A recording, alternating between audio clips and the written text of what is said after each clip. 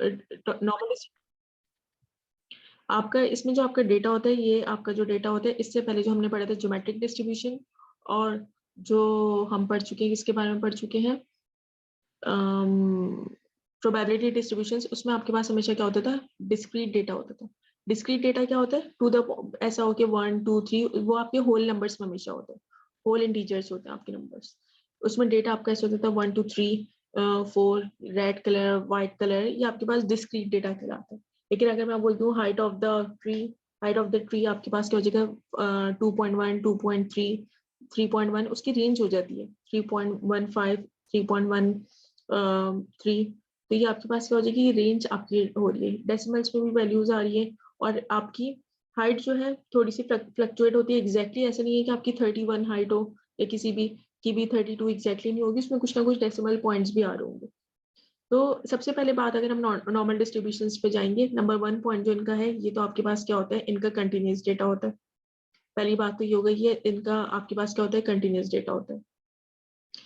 फिर इसमें एक और जो आपके पास पॉइंट होता है, ये अच्छा, इसमें जो है ना, ये जो आपके पास ये टेबल है, ये बहुत इंपॉर्टेंट है। इस टेबल को पहले हम इस टेबल को पढ़ना सीखेंगे, फिर उसके बाद हम कोई इसके ऊपर बात करेंगे। अच्छा, अब एक और इसमें एक और चीज होती है, इसमें जो डेटा होता है वो हम उसको डिवाइड करते हैं। आपका जो डेटा होगा वो आपका बोथ साइड पे क्या होगा, जो भी आपका डेटा होगा वो आपका बोथ साइड पे, लेफ्ट साइड राइट साइड, वो इक्वली आपका क्या होना चाहिए, वो डिवाइड होना चाहिए। इंपॉर्टेंट टॉपिक है, इजी टॉपिक है, लेकिन अगर से प्रॉपर एक ही दफा में स्टार्ट में समझ लें तो कोई प्रॉब्लम नहीं होगा।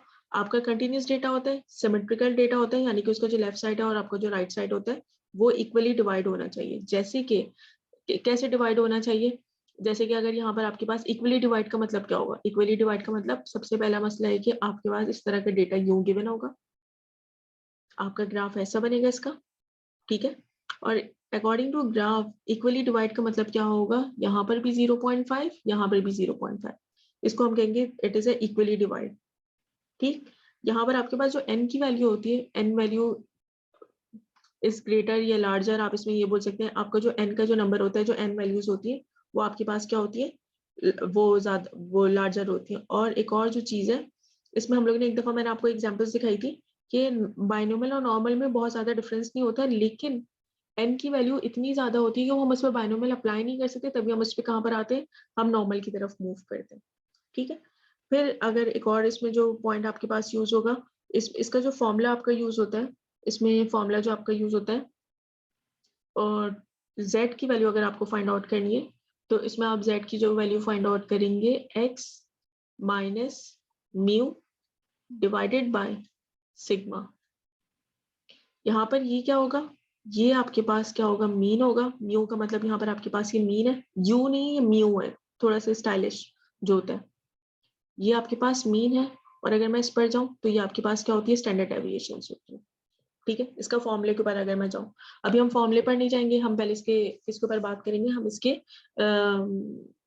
इसकी टेबल्स के ऊपर बात करेंगे। लेकिन z की वैल्यू देखिए, यहाँ पर आपके पास ये z की वैल्यू गिवन है, ये z की वैल्यू गिवन है। तो इसमें सबसे पहले क्या होगा आपके पास, अगर हम अप्रोच के ऊपर जाएं, सिंपल अप्रोच के ऊपर जाएं, तो अप्रोच इसकी आपके पास क्या होगी, आपके पास एक डेटा गिवन होगा। डेटा के बाद आप उसमें क्या करेंगे, आपके पास उस पर फॉर्मूला अप्लाई करना पड़ेगा, फॉर्मूला अप्लाई करने से आपको z की वैल्यू मिल जाएगी, और जो भी z की वैल्यू मिलेगी उससे आपको क्या फाइंड आउट करेंगे, आप उससे प्रोबेबिलिटी फाइंड आउट करेंगे, ठीक है। और इसमें एक और खास बात और भी होती है, इनकी मीन्स जो होती हैं, जैसे इसमें जो आपके पास बताए, अगर आपके पास स्टैंडर्ड नॉर्मल डेविएशन है, इसमें मीन आपके क्या होते हैं, 0, और आपका जो वेरियंस होता है वो आपके पास क्या होता है, z हैज अ वैल्यू, इसमें 1 आपका वैल्यू वो होता है। अच्छा, अब ये जरा मैं इस ग्राफ के, अब अगर मैं इसके ऊपर बात करूं, इस डेटा के ऊपर बात करूं, ये डेटा एक्चुअल है क्या, ये आपकी वैल्यूज z की वैल्यूज है, ठीक है। अगर मैं इधर भी देखूं, ये भी आपके पास क्या है, z की वैल्यूज है, ठीक है। x एक्सिस पे भी z है, y एक्सिस पे भी z है, और ये जो मिडिल नंबर्स हैं, ये सारे के सारे, ये सारे के सारे आपके कौन है, जो मिडिल नंबर, इसके अलावा रेड के अलावा जो भी आपके पास नंबर्स नजर आ रहे हैं, ये आपके पास क्या है, प्रोबेबिलिटी है। ये आपके पास क्या है, ये प्रोबेबिलिटी है। यानी कि अगर मुझे z की वैल्यू पता होगी तो मेरे लिए प्रोबेबिलिटी को फाइंड आउट करना मसला ही नहीं है, सही है। पहले हम क्या करते थे, हम कैलकुलेट करते थे प्रोबेबिलिटी को, अब मैं कैलकुलेट नहीं करूंगी। अगर मुझे z की वैल्यू पता है तो मैं इजीली क्या फाइंड आउट कर सकती हूँ, मैं इसमें फाइंड आउट कर सकती हूँ, प्रोबेबिलिटी फाइंड आउट कर सकती हूँ, अगर मुझे z की वैल्यू पता है। ठीक है, और वो टेबल आपके पास ये गिवन है और ये टेबल आपको एग्जाम्स में दिया जाएगा, आप इस टेबल के थ्रू आपको चीजें देखनी होंगी। ठीक है, अच्छा एक और खास बात यहाँ पर अगर हम प्रोबेबिलिटी के ऊपर बात करें, इसमें एक और पॉइंट है, इस टेबल को पहले समझ लें, ये टेबल है क्या चीज। इस टेबल में सबसे पहला पॉइंट तो ये हो गया कि आपके पास z की वैल्यूज है, ये भी आपकी z की वैल्यूज है। अच्छा अब इसमें z की वैल्यूज क्या, z की वैल्यूज क्या मतलब है इसका, यहाँ पर जैसे लिखा हुआ है 0.1, z की वैल्यू यहाँ पर लिखी है 0.1, 0.2, 0.3, 0.4। अगर मैं यहाँ पर लिख दूँ z is equal to 0.2, z is equal to 0.2, what is the probability, अगर मेरे पास z की वैल्यू 0.2 है तो प्रोबेबिलिटी मेरे पास क्या होगी, इसका मतलब है 0.2 पे प्रोबेबिलिटी मेरी कितनी आ रही है, 0.5793, ये आपकी प्रोबेबिलिटी हो गई। ओके, अगर यहाँ पर आपके पास लिखा हुआ है z की वैल्यू, अगर मैं बोल दूँ 0.7, अगर आपको यहाँ पर मैं बोल दूँ z की प्रोबेबिलिटी 0.7, तो आपके पास क्या होगी, एक minute, z is equal to 0.4 पे आपकी वैल्यू आ रही है, zero probability is equal to 0.6554। अगर मैं कहती हूँ, अगर मैं अब इसको चेंज करना शुरू करती हूँ, when z is equal to 0.4, तो आपके पास क्या वैल्यू आ रही है, प्रोबेबिलिटी इज इक्वल टू 0.6554, पहला पॉइंट ये हो गया। ठीक है, ये आपके पास ये लाइन आ गई, इसको मैं इसको हाईलाइट कर देती हूँ, ये आपके पास ये नंबर आ गया। अब अगर मैं क्या करूँ, अब अगर मैं लिख दूँ नहीं, मैं z की वैल्यूज को चेंज कर लूँ, अगर मैं लिख दूँ यहाँ पे z इज इक्वल टू 0.45, देख लें ये आपके पास है फर्स्ट डेसिमल प्लेस, सही है, फर्स्ट डेसिमल प्लेस, ये जो लाइन है 0 1 2 3 4 5 6 7 9, ये आपके पास कौन है, सेकंड डेसिमल प्लेस है। यानी कि इसका मतलब 4 5 का मतलब क्या होगा, सिर्फ मैं 4 पर नहीं जाऊंगी, पहले तो इसका मतलब है 4 0, जब कुछ भी नहीं है तो यहाँ पर 0 है, तो यहाँ पर आपके पास क्या हो जाएगा 4 0। लेकिन जैसे ही मैं 4 5 पर आई, देखिए 0.4 0, 0.41, 0.42, 0.43, 0.4 करते करते करते इस पॉइंट पर आ जाएंगे। तो आपका इसमें क्या आंसर आ जाएगा, इसमें आपका आंसर आ जाएगा, इसमें आपके पास आंसर आ जाएगा probability is equal to 0.6736। z की वैल्यू से हम किस पे जा रहे हैं, हम प्रोबेबिलिटी पे जा रहे हैं। ठीक है, और अगर आपके पास यहाँ पर क्या आ जाए, यहाँ पर आपके पास एक और वैल्यू ले लेते हैं, जैसे अब मैं इसी से वैल्यू ले रही हूँ, z इज इक्वल टू 0.452। अब देख लें 452 तो समझ में आ गया, मेरी प्रोबेबिलिटीज में क्या होगी, एक तो हो जाएगी 0.6732, ओके 36, लेकिन यहाँ पर ये जो 2 है, 2 का मतलब होगा ये वाला पॉइंट, इसी लाइन में 4 की लाइन पे जाइए, 0.4 की लाइन पर जाइए, ये पॉइंट, और ये कितना होगा आपके पास, इसमें आप ऐड कर दीजिए, क्या ऐड कर दीजिए, 7 को ऐड कर दीजिए, तो आपकी जो फाइनल प्रोबेबिलिटी वो क्या हो जाएगी आपके पास, 0. ये हो जाएगा आपके पास 3476, लास्ट डिजिट के साथ ऐड करना है, यानी इसका मतलब है, इसका मतलब ये होगा, ये आपके पास कौन है, ये थर्ड डेसिमल प्लेस है, it is a third decimal place, तो यहाँ पर ये क्या हो जाएगा 0.0000, आपको ये एडअप करना होगा। ये बात समझ में आई, और अगर आपके पास यहाँ पर क्या हो जाएगा, ये 1 1 होगा, तो हम क्या कर देंगे 0.11 हम ऐड कर देंगे। क्लियर, समझ में आ गया, इसमें तो कोई मसला नहीं है, किसी को भी देख लीजिए दोबारा से। अब यहाँ पर देख लीजिए एक क्वेश्चन, अगर आप यहाँ पर एग्जाम्पल देख लें, अगर आप करके,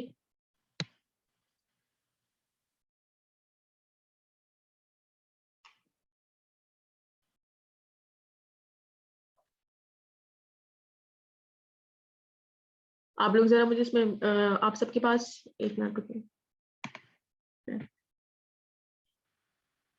अगर यहाँ पर आपके पास z की वैल्यू क्या गिवन है, z is equal to 0.5 given है, तो what is the probability, probability आपकी क्या होगी when z is equal to 0.5,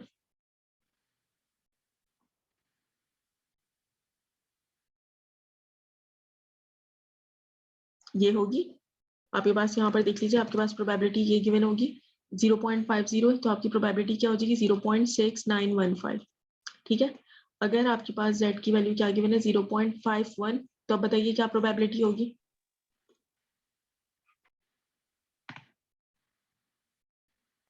इसमें 0.6950 0.6915 प्लस जी 6950 ये हो जाएगी, इसमें प्लस नहीं करना पड़ेगा, ये आपके पास सेकंड डेसिमल है, आपके पास ये सेकंड डेसिमल है तो ये हो जाएगा 0.6950।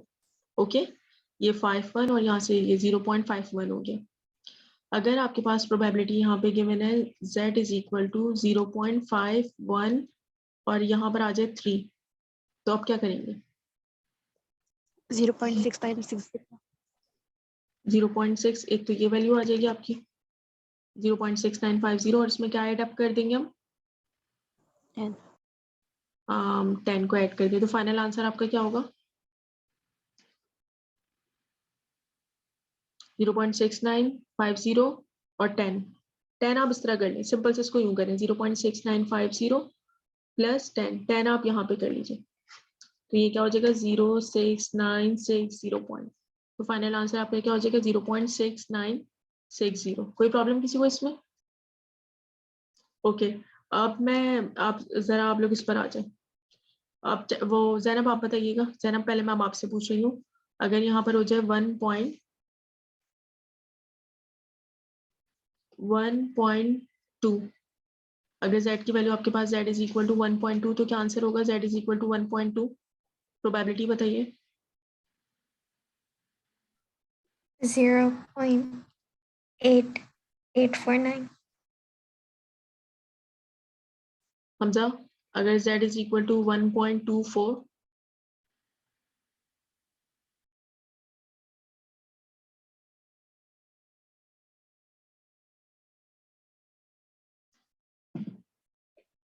0.5557.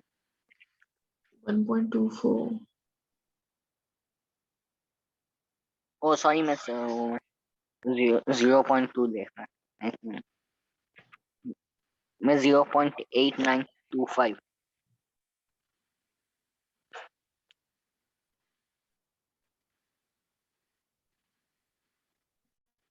0.8925 राइट आंसर, प्रोबेबिलिटी इज 0.8925। अब ये कोई भी बता दे, z is equal to 1.243, no 1.246, अब इसका आंसर बताइए क्या होगा? द प्रोबेबिलिटी विल बी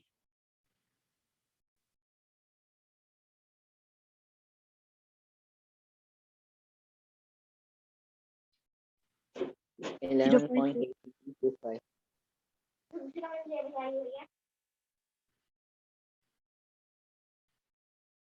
तो हम क्या करेंगे यहाँ पे 0.8925 प्लस 11, तो आपका फाइनल आंसर क्या हो जाएगा 6398.0 हो जाएगा, तो मैं इसमें लिख दूँ 0.8936। कोई मसला है इसमें? कोई प्रॉब्लम?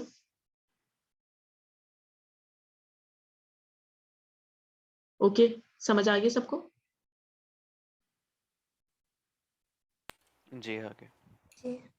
ओके, एक मिनट रुकिए जरा।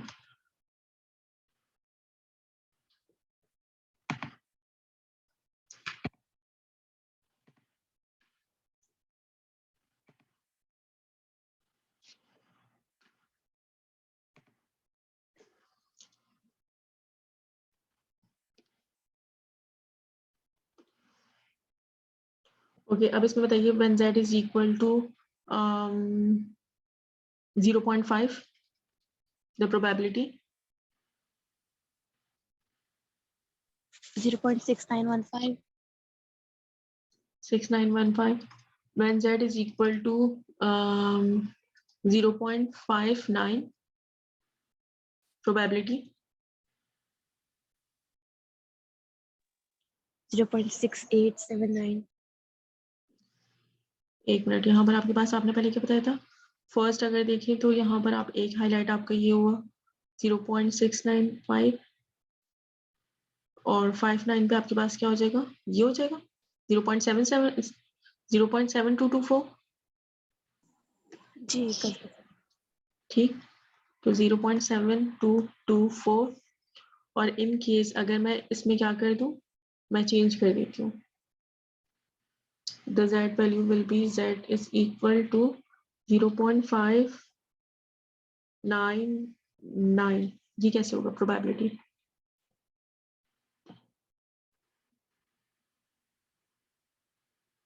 What is the value of 59?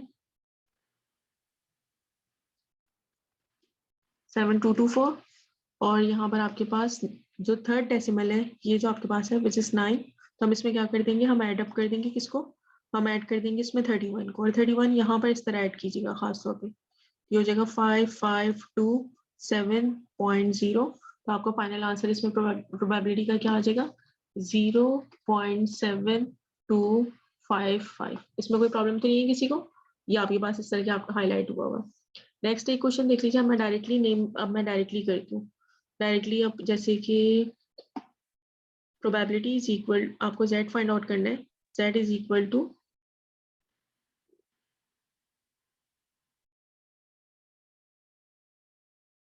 0.999। इसका चैट बॉक्स में आप सब आंसर दीजिए क्या होगा।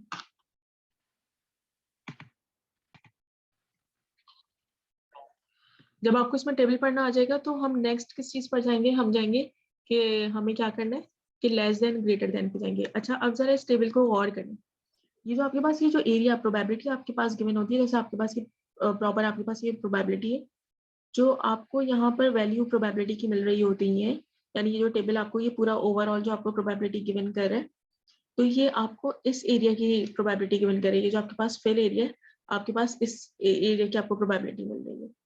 लेकिन ऐसा भी हो सकता है कभी कभी आपसे बोलेंगे नहीं हमें ये प्रोबेबिलिटी नहीं चाहिए, हम आपसे वो क्वेश्चन हो सकता है कुछ इस तरह का, तो वो प्रोबेबिलिटी आपसे ये इसको जरा प्रॉपर इसको बनाना पड़ेगा, स्ट्रेट लाइन और कुछ इस तरह होता है ये,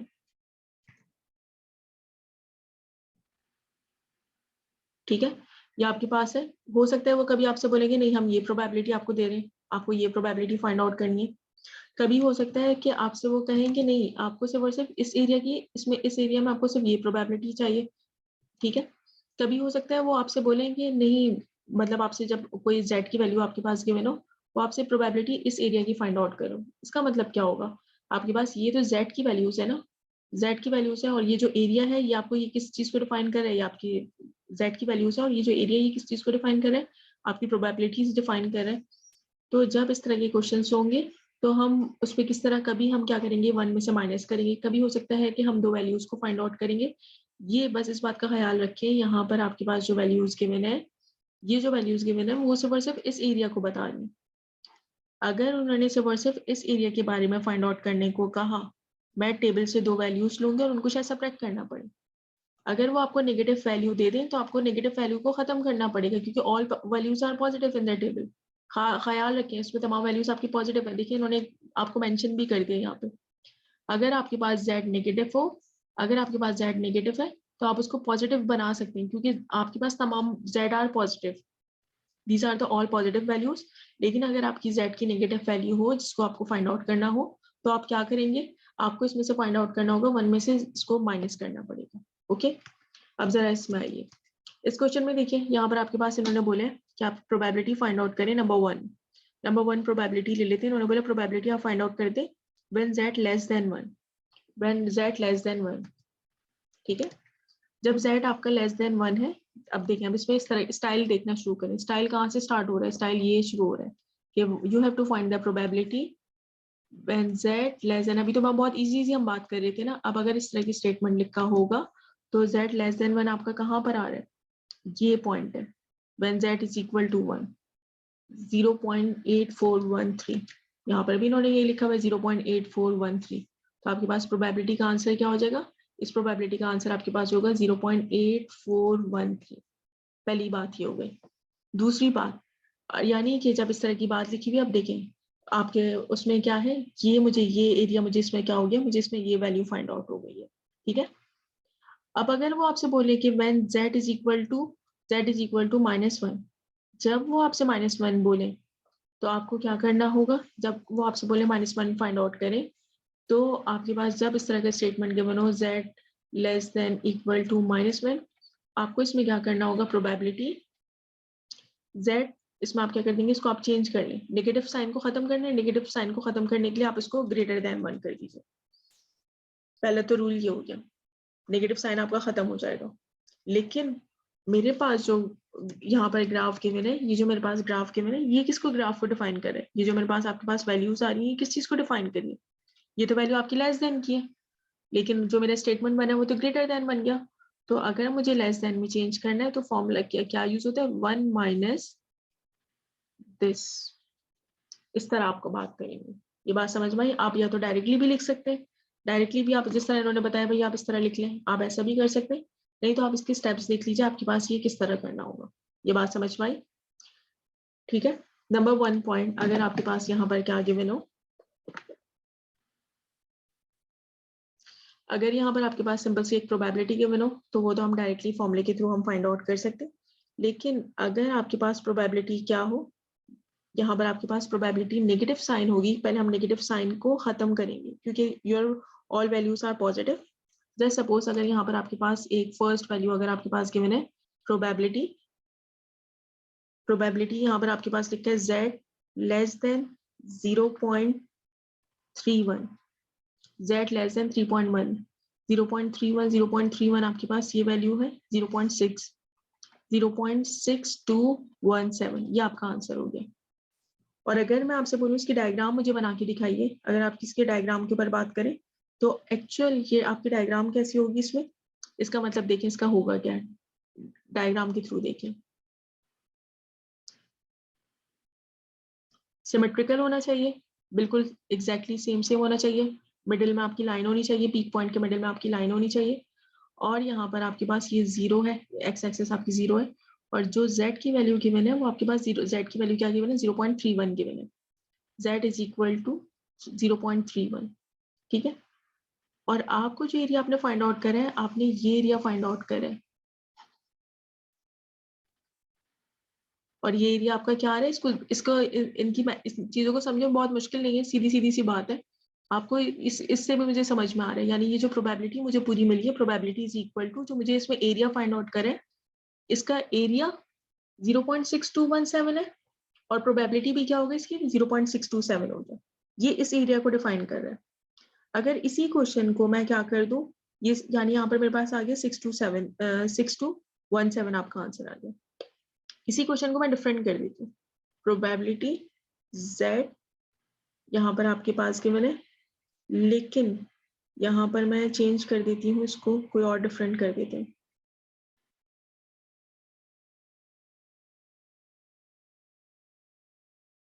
ओके, z ग्रेटर देन 0.31, यहाँ पर जब z ग्रेटर देन 3.1 गिवन होगा, 3.1 है, इसका मतलब क्या हुआ? z ग्रेटर देन, वो मुझसे बोल रहे हैं ग्रेटर देन 3.1 पे बात करें। अगर मैं इसका ग्राफ बनाऊं तो ग्राफ देखें आपका कैसा बनेगा। ग्राफ में इस अकॉर्डिंग टू दिस ग्राफ का मतलब क्या होगा?